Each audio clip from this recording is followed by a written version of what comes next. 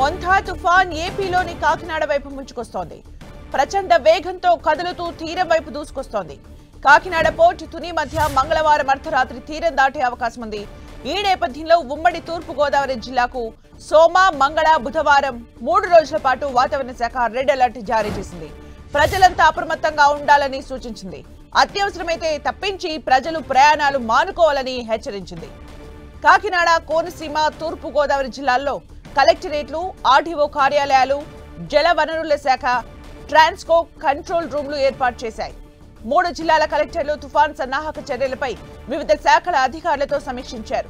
తూర్పు గోదావరి జిల్లాలో సోమ, మంగళవారాలు స్కూళ్లకు సెలవులు ప్రకటించారు.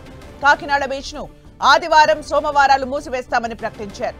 కాకినాడ, కోనసీమ జిల్లాల్లోని తీర ప్రాంత మండలాల్లో హై అలర్ట్ జారీ చేశారు.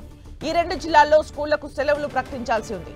పెనుగాలుల ధాటికి విద్యుత్తుకు అంతరాయం కలగకుండా చర్యలు చేపట్టాలని ఆదేశించారు. ఏలేరు రిజర్వాయర్లో ముందుగానే నీటిని విడుదల చేయడంతో పరివాహక ప్రాంతాలని అప్రమత్తం చేశారు. తుఫాన్ తీరం దాటే సమయంలో కాకినాడ జిల్లాపై తీవ్ర ప్రభావం పడనుంది. భారీ వర్షాలు కురిసే ప్రమాదం ఉందన్న హెచ్చరికలతో గ్రామ స్థాయిలో సిబ్బంది అంతా క్షేత్రస్థాయిలో అందుబాటులో ఉండాలని కలెక్టర్ ఆదేశాలు జారీ చేశారు. కాకినాడ, కోనసీమ జిల్లాల్లో లోతట్టు ప్రాంతాల ప్రజల్ని సురక్షిత ప్రాంతాలకు తరలించడానికి కార్యాచరణ రూపొందించారు. తుఫాన్ పునరావాస కేంద్రాలు ఏర్పాటు చేస్తున్నారు.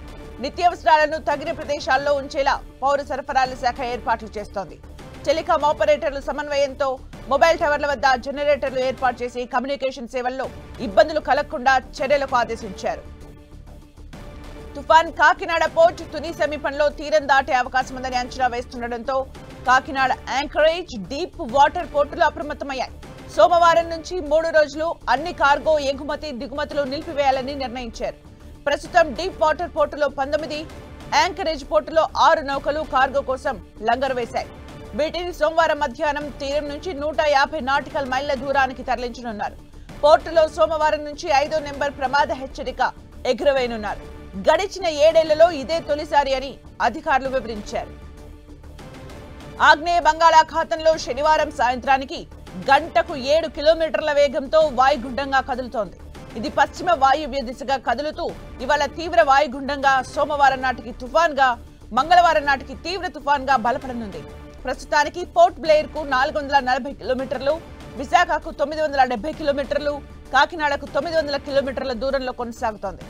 మంగళవారం అర్ధరాత్రికి తీవ్ర తుఫాన్ కాకినాడలో తీరం దాటనున్నట్టు వాతావరణ శాఖ హెచ్చరించింది. ఈ సమయంలో గంటకు 90 నుంచి 110 కిలోమీటర్ల వేగంతో బలమైన ఈదురుగాలులు వీనున్నాయి. అటు తుఫాన్ తీరం దాటే సమయంలో గరిష్టంగా 20 సెంటీమీటర్ల మేర కుంభవృష్టిగా వానలు కురవనున్నాయి.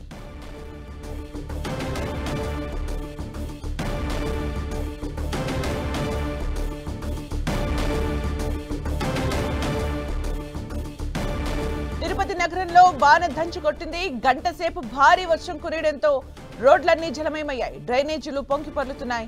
Tilak road, Leelamahal junction, Gandhi road, Govindarajaswamy temple తదితర ప్రాంతాల్లో రోడ్లపై వరద నీరు చేరడంతో జనం ఇబ్బందులు పడ్డారు.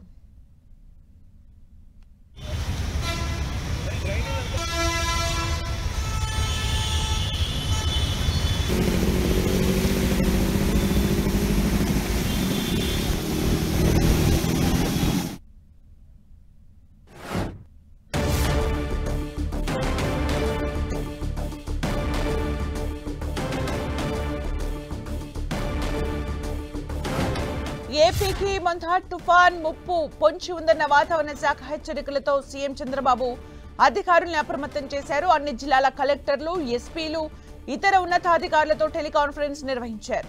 మొంథా తుఫాన్ రాష్ట్రంపై ఈ నెల 26, 27, 28, 29 తేదీల్లో తీవ్ర ప్రభావం చూపనుందని వాతావరణ శాఖ రెడ్ అలర్ట్ జారీ చేసింది.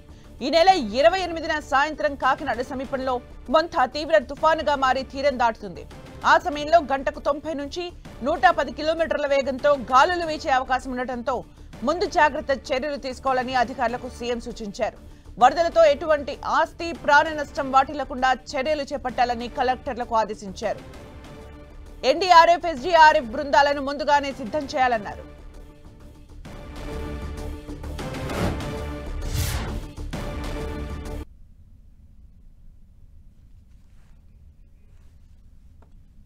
ఏపీకి మొందా తుఫాన్ ముంచుకొస్తుంది. దీంతో అధికారులను అప్రమత్తం చేశారు. ఏపీ సీఎం చంద్రబాబు నాయుడు అందరూ అలర్ట్ గా ఉండాలని చెప్పారు. క్షణక్షణం పర్యవేక్షించాలని చెప్పారు. ఇప్పటికే తీర ప్రాంత ప్రజలను అలర్ట్ చేయడం జరిగింది. మత్స్యకారులు వేటకు వెళ్లొద్దు అంటూ కూడా చెప్పారు.